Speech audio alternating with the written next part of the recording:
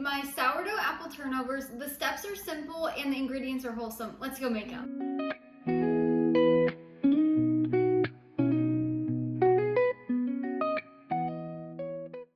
My full written recipe linked down in the description below. Just click that link, it'll take you over to the blog where you can print and save anytime. Over there you'll also find tons of storage tips and baking tips, so definitely go check that out. This recipe is so good. Whenever I make them, my husband and I cannot stay out of the container. They're just so delicious, they're flaky, they have the perfect from scratch apple filling. It's all really easy. Let's get started. So you're gonna need a mixing bowl, and then we're gonna add in 1 1/4 cup of all-purpose flour, as well as 1 teaspoon of sea salt or regular salt. Then we're just gonna stir this together. I'm using a bread whisk, but you can also just use a spoon or a fork.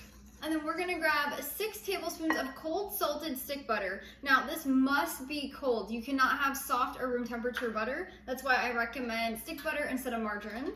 And then we're just gonna grate this in here. So I have a large hold cheese grater that I'm doing this with, or if you don't have one of these, you can cut your butter into chunks and then use a fork to cut the chunks into the flour mixture to make pea-sized pieces. Either works, this is just the easier way. So just stir your butter to evenly disperse throughout the flour mixture.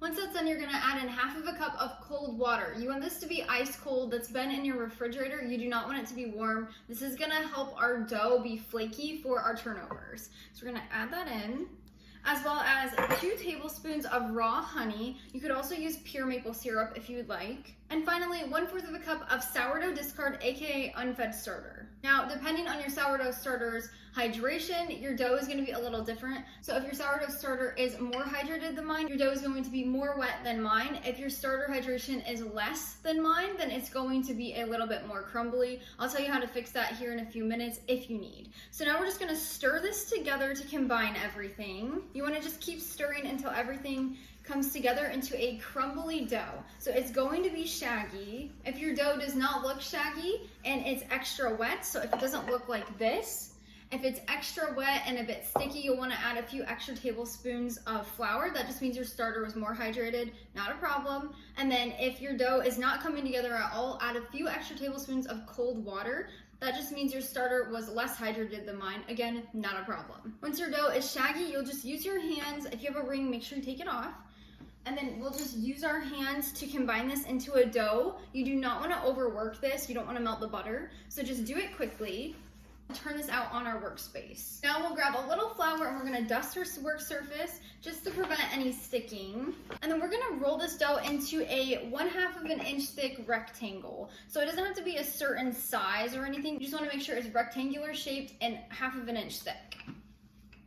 With all of the butter in the dough, it will stick if you don't have enough flour on your workspace. Once your dough is rolled out to about this size, then we're going to fold it in half. So just like this, and then we're gonna fold it in half again the other way. So just like that. And then we're gonna stick this back in our mixing bowl. And we're gonna place this in the freezer for 2 minutes, not the fridge, the freezer. We're gonna place it in there for 2 minutes and let it chill before we continue. This makes sure the butter does not melt in between the steps. While your dough is in the freezer for the first 2 minutes, you can begin to prep your apples. We're looking for 3 cups of diced apples. So that's about 3 to 4 apples, any variety that you would like. You can do that right now if you'd like, or you can wait until you're done with the dough. When your dough is done chilling for 2 minutes in the freezer, we're going to put it back out on our counter. If you need to redust your workspace, you definitely can. You wanna make sure it's lightly dusted with flour. And then we're gonna roll this dough out again into a 1/2 inch thick rectangle. Then we're just gonna continue the folding process once more. So we're gonna fold it in half, so just like this, and then we're going to fold it in half the other way again. So that means you'll have a little rectangle. Place this back in our mixing bowl. Now we'll pop our dough in the freezer for 2 minutes or until your apple filling is done cooking. If it's gonna be more than 30 minutes, make sure you put your dough in the refrigerator. And that leads me to this optional step. You do not have to do this, but if you wanna make your dough ahead of time, say a day or 2 before, or even the night before you make these turnovers, instead of putting it in the freezer for the second time, you can just pop it in the fridge with an airtight lid up to 48 hours. So again, you wanna do a minimum of 2 minutes in the freezer, up to 48 hours in the fridge. While I make my apple filling, I'm gonna pop this in the freezer. It won't take more than about 15 minutes, so it'll be just fine in the freezer. Next, while our dough is chilling in the freezer, we're going to make our apple fillings. This is a from scratch apple filling. It's really simple and easy. Don't let the word from scratch scare you. So we'll need 3 cups of diced apples. This is about 3 to 4 apples depending on the size, and you can use any type you would like. My favorite is Pink Lady, but you can use any. So you can peel these apples or leave the peel on, and then you're just gonna dice them into small bite-sized pieces. So just like this. And then we're gonna grab a medium-sized pot and we're gonna dump those in.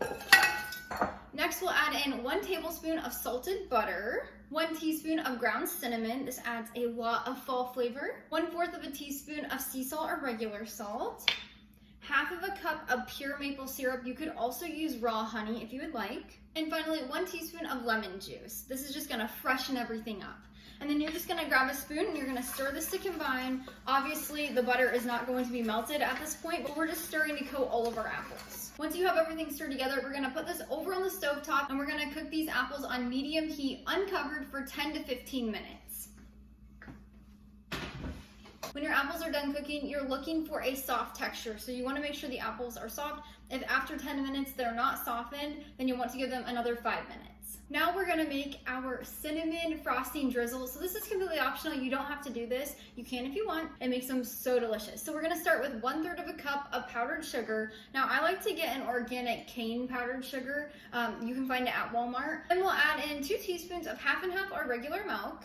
1/4 of a teaspoon of pure vanilla extract. So add in 1/2 of a teaspoon of ground cinnamon. And then we're just gonna whisk this together until everything's smooth and combined. I do want to mention this is a very thick frosting and there's not very much of it. Since we're just doing a drizzle, we're not making an excessive amount. So as you can see, that's about the consistency we're looking for. Once your apple filling has cooked for 10 to 15 minutes and the apples are soft, we're gonna thicken it with a cornstarch slurry. If you don't have cornstarch or you don't want to use cornstarch, you can use arrowroot powder. You can also use flour. Just know if you're using flour, it's gonna be less thick than if you use cornstarch or arrowroot, but they all work just fine. So we're gonna make our cornstarch slurry with 2 tablespoons of cornstarch and 2 tablespoons of water.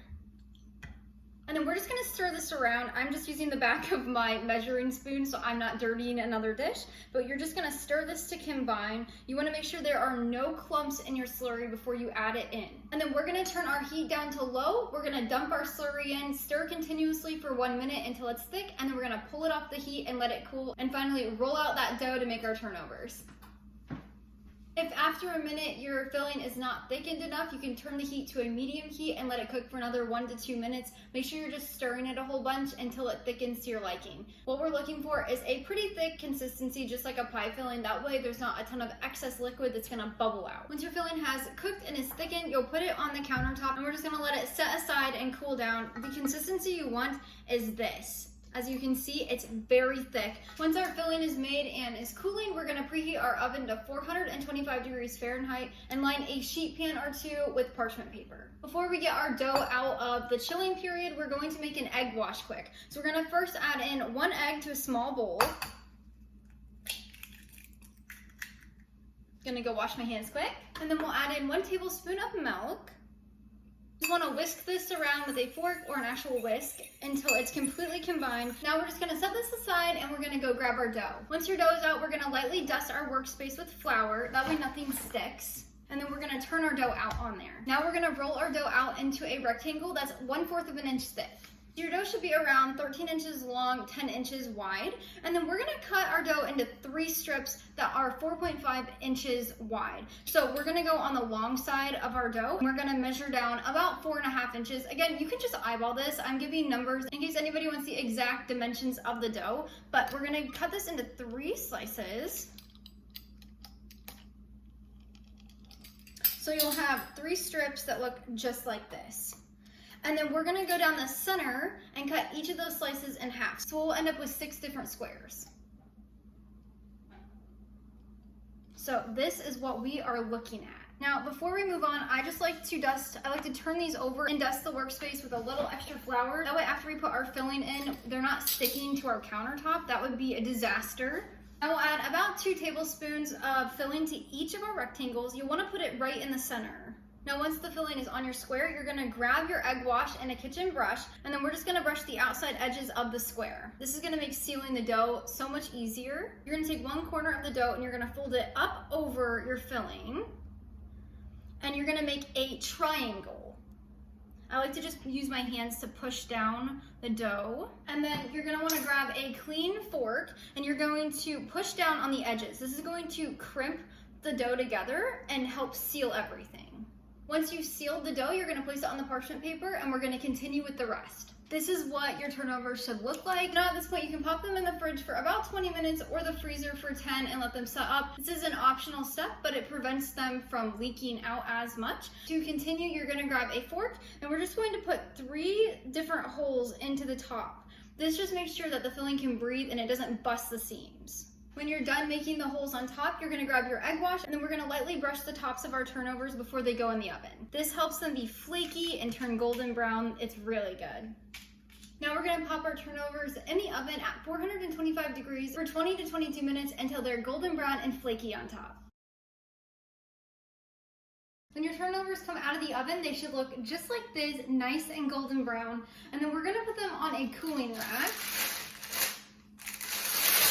And now we're gonna let these just sit and slightly cool before we add our cinnamon frosting drizzle. Once your turnovers are slightly cooled down, you can add your cinnamon frosting drizzle. So you can do this 2 ways. You can just use a spoon and drizzle it over. If it's a little too thick, you can add just a splash of milk to help thin it out.